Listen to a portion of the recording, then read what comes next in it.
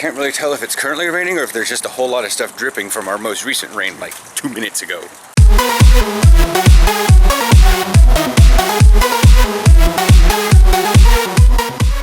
Morning, morning. It's leaking. Yeah. There's a whole hell of a lot of, yeah, Aaron's like, it's raining. I'm like, no, we're just under a lot of trees and there's wind coming by shaking everything. Like, there's probably gonna be some drops hitting us here, but yeah. Because there was, like I said, a recent rain, like when I was standing next to your computer staring out the window, I was watching that rain. Yeah. I was like, ugh, what's going on? But, oh, it's getting easier to sleep on. It's really strange because it's right there where my hand wants to lay when I'm in bed. So when I roll over onto my left side, my arm is underneath me and it presses in on my rib and I'm like, God damn it. So then I have to pop my arm out and I can lay on that side as long as I don't have anything pressing on it. I know that feeling. It's sort of like, do I tell Mark and the guys that I can't necessarily practice because I probably bruised a rib or something, and then either actually tell them what happened or lie about it in some heroically weird way? I'm gonna go with honesty. Yeah, just feels like a terrible guilt trip to tell them honestly what happened and why. And just because you're honest doesn't mean you have to provide every detail. I injured myself while I was working out at the gym, and it's a little hard to breathe sometimes. That's true. But it's just, because it's like I'm fine taking deep breaths now. Sneezing still causes shooting pain. Yeah. Coughing kind of causes a dull shooting pain. My legs are fine, they just seem to have pits in them right now. Like the scabs that formed are like deep recesses in my legs. Not deep, I mean for where they are, they're pretty deep. And they're still kind of welty. Maybe that's why they're just deep, is because the injury itself is deep and then it's raised in a ring around it. That's probably what it is. Yeah, I hope so. Me too. Otherwise you left more than just sweat on the floor. Yeah. So Aaron missed like he missed all of Tuesday because of his doctor appointment. Now he has like a whole crap ton of work that's crammed up. Yeah. Mostly I just have one thing that's ridiculously long to take care of.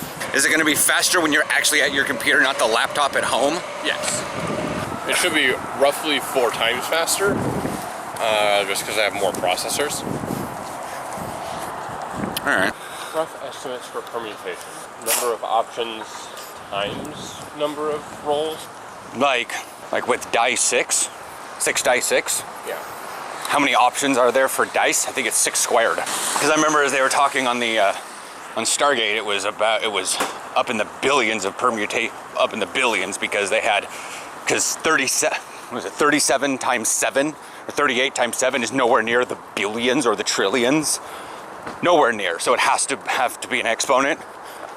And I'm like, there isn't 36 possible options to roll 6 die 6. So it's factorial, isn't it? No, factorial is only when you cannot repeat. Factorial is what the Stargate would use. Or permutations to the power of select. Of select? Take or take.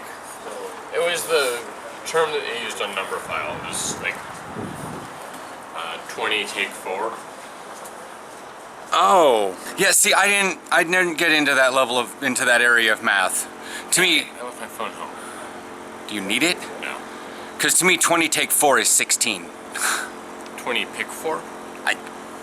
Anyway, the thing that I've been doing is I have 3 lists of about 500,000 items, and I need to match them up to another list of 500,000 items. So it takes a long time. See, the thing is you asked about permutations, and that thing that they were doing with picking was not necessarily permutations. It was True. Ratios and the chance of getting 4 out of 20. Like you had a bag of 20, and you pull out 4, what are the chances you're going to get the white marble? Yeah. I'm not sure. Yeah, they were talking about lottery. Yeah, then it's like 40 numbers and you have to pick 6. Yeah. What are the available options for that? Well, Yeah. yeah, it's fine. I mean, that's not. I mean, that is permutations, but It's not what you were thinking of. no. To me, permutations is how many different times can a set generate Yeah. within the entire set. They're talking how much can a subset generate? How many different options of a subset can you get Yeah. with non-repeating, such as lottery balls. But when I think permutations, I think like the Stargate, where you have like 38 symbols and none of them can repeat. So you basically have 38 factorial options, or 38 factorial options for 7. Yeah. I thought it was 37 options. Because it's an odd number. Probably is 37. It's probably just like the number of seconds the gate can stay open. It's probably because the ancients had a base 37 counting system. I don't know. Who knows? But yeah, what would the math be behind mine? What? Because I don't. 500,000 squared? so each one of those 500,000 checks against 500,000.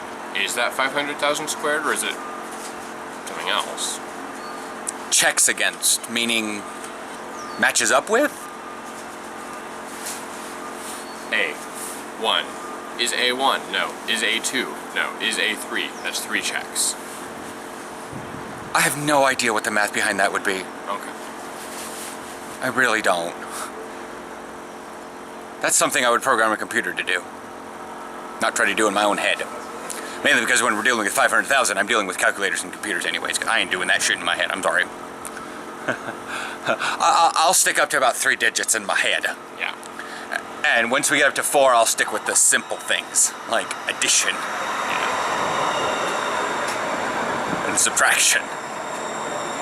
If it's an easy number, I'll multiply, but if it starts getting 4 separate digits, I'm not going to multiply that crap, I'm sorry. Yeah.